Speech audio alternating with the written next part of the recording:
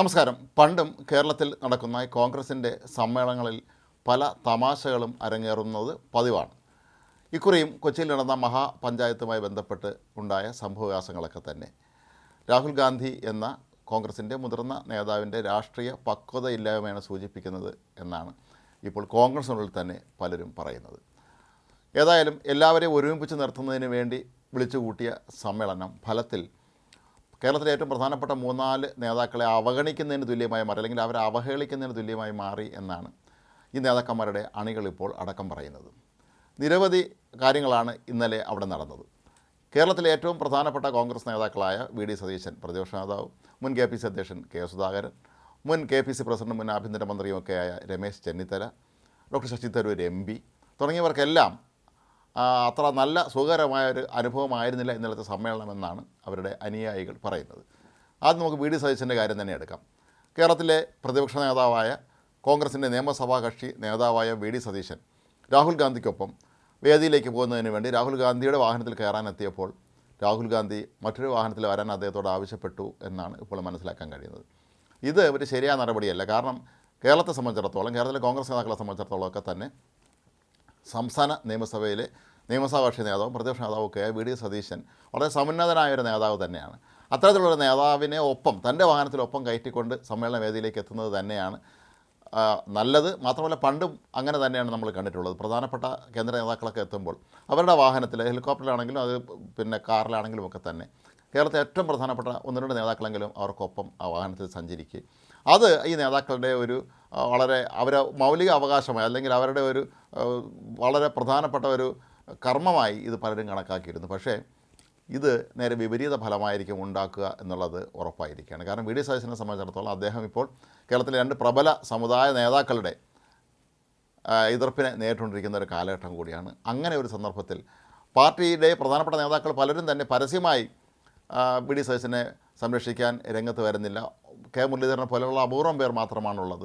ഈ ഒരു സമയത്ത് വി.ഡി. സതീശനെ ചേർത്ത് നിർത്തുന്നതിന് പകരം ഏതാണ്ട് പരസ്യമായി തന്നെ അവമാനിക്കുന്നതിന് തുല്യമായ നടപടിയാണ് രാഹുൽ ഗാന്ധിയുടെ ഭാഗത്തു നിന്ന് ഉണ്ടായത് എന്ന് ആർക്കും പറയാൻ കഴിയും. ഇതുപോലെ മറ്റൊരു പ്രധാനപ്പെട്ട സംഭവമാണ് കെ. സുധാകരൻ എന്ന കേരളത്തിലെ ഏറ്റവും കൂടുതൽ ഒരുപക്ഷെ കോൺഗ്രസിൽ സ്വന്തമായ അണികളുള്ള നേതാവിനുണ്ടായ അനുഭവം. അദ്ദേഹം രാഹുൽ ഗാന്ധിയുടെ തൊട്ടടുത്തുള്ള കസേരയിലാണ് ഇരുന്നിരുന്നത്. എന്നാൽ രാഹുൽ ഗാന്ധി എത്തിയതിന് ശേഷം അദ്ദേഹത്തെ അവിടെ നിന്നും മാറ്റി മറ്റൊരു കസേരയിലേക്ക് ഇരുത്തുകയായിരുന്നു. ഒരുപക്ഷെ കെ.പി.സി.സി. പ്രസിഡന്റിനെ തൻ്റെ അടുത്തിരുത്താൻ വേണ്ടി ആയിരിക്കാം രാഹുൽ ഗാന്ധി ഇക്കാര്യം പറഞ്ഞത്. പക്ഷേ കെ. സുധാകരനെ പോലെയുള്ള വളരെ സമുന്നതനായ ഒരു നേതാവ്, സ്വന്തമായി കോൺഗ്രസിൽ വലിയ തോതിലുള്ള അണികളുള്ള ഒരു നേതാവിനെ ഇത്തരത്തിൽ കസേര മാറ്റിയിരുത്തുക എന്ന് പറയുന്നത് പ്രതിപക്ഷ മാധ്യമങ്ങളും അവരുടെ ചാനലുകളും ഒക്കെ തന്നെ വലിയ തോതിൽ ആഘോഷമാക്കി മാറ്റുമെന്നുള്ള കാര്യം എന്തുകൊണ്ട് രാഹുൽ ഗാന്ധി ഓർത്തില്ല എന്നാണ് സുധാകരൻ്റെ അണികൾ ചോദിക്കുന്നത്. മാത്രമല്ല കെ. സുധാകരനെ സംബന്ധിച്ചിടത്തോളം അദ്ദേഹത്തിൻ്റെ അണികൾ സുധാകരൻ എന്താണോ പറയുന്നത് അതനുസരിച്ച് മാത്രം പ്രവർത്തിക്കുന്ന വലിയൊരു ശക്തി തന്നെയാണ് കോൺഗ്രസിനുള്ളിൽ, പ്രത്യേകിച്ച് മലബാർ മേഖലയിൽ.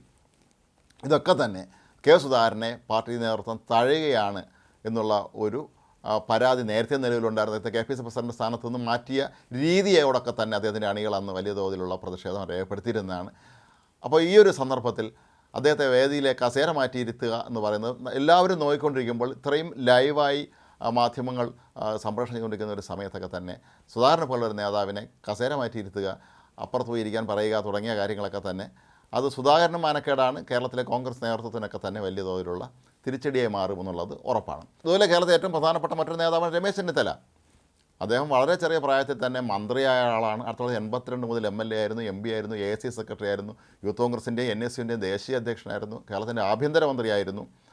അതുപോലെ കേരളത്തിൻ്റെ ദീർഘകാലം കെ.പി.സി. പ്രസിഡന്റ് ആയിരുന്ന ഒരു വ്യക്തി കൂടിയാണ് ചെന്നിത്തല എന്നുള്ള കാര്യം നമ്മൾ പ്രത്യേകം ഓർക്കണം.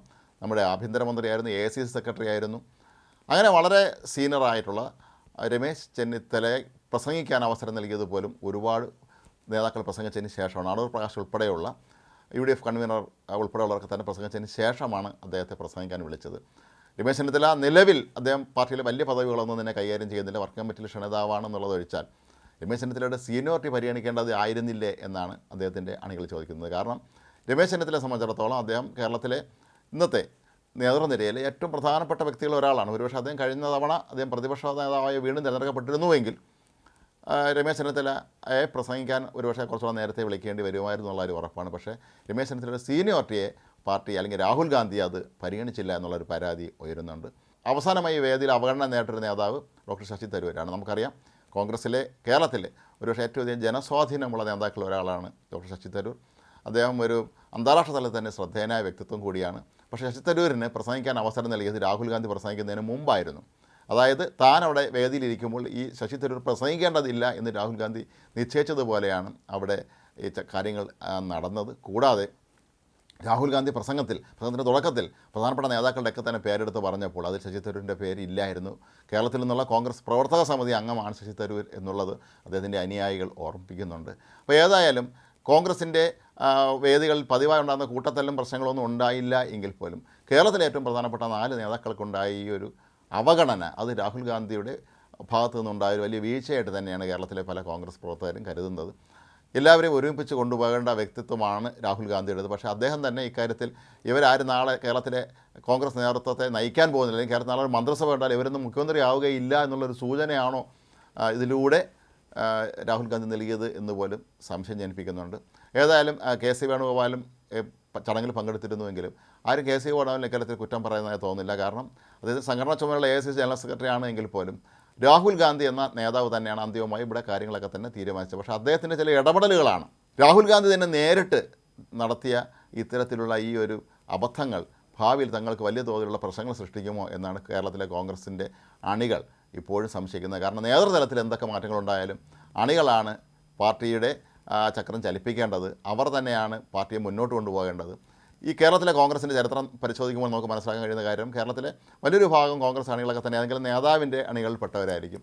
കേരളത്തിലെ ഈ പ്രധാനപ്പെട്ട 4 നേതാക്കളുടെ അണികളിൽ പെട്ടവരെ സംബന്ധിച്ചിടത്തോളം അവർക്ക് വലിയ തോതിലുള്ള നിരാശയും തിരിച്ചടിയുമാണ് രാഹുൽ ഗാന്ധിയുടെ ഈ നടപടിയിലൂടെ ഉണ്ടായിരിക്കുന്നത്. പക്ഷേ നാളെ ഒരുപക്ഷെ ഇത് സംബന്ധിച്ച് വിശദീകരണം പാർട്ടി നൽകുമായിരിക്കും. എങ്കിൽ പോലും പ്രവർത്തകരുടെ മനസ്സിലേറ്റവും മുറിവ് പെട്ടെന്ന് അങ്ങനെ മായ്ക്കാൻ കഴിയുകയില്ല. കാരണം ഇതിന് തിരഞ്ഞെടുപ്പിന് മാസങ്ങൾ മാത്രമാണ് ബാക്കി നിൽക്കുന്നത് എന്നുള്ള കാര്യം പ്രത്യേകം ഓർക്കേണ്ടതുണ്ട്. അതേസമയം ഇന്ദിരാഗാന്ധിയൊക്കെ പോലെയുള്ള രാജീവ് ഗാന്ധി പോലെയുള്ള നേതാക്കളുണ്ടായിരുന്ന കാലത്ത് കേരളത്തിലെ എല്ലാ നേതാക്കന്മാർക്കും അർഹമായ പരിഗണന എല്ലാ സന്ദർഭങ്ങളിലും അവർ നൽകിയിരുന്നു എന്നുള്ള കാര്യം നമ്മൾ ഇവിടെ പ്രത്യേകം ഓർക്കേണ്ടത് കൂടിയാണ്.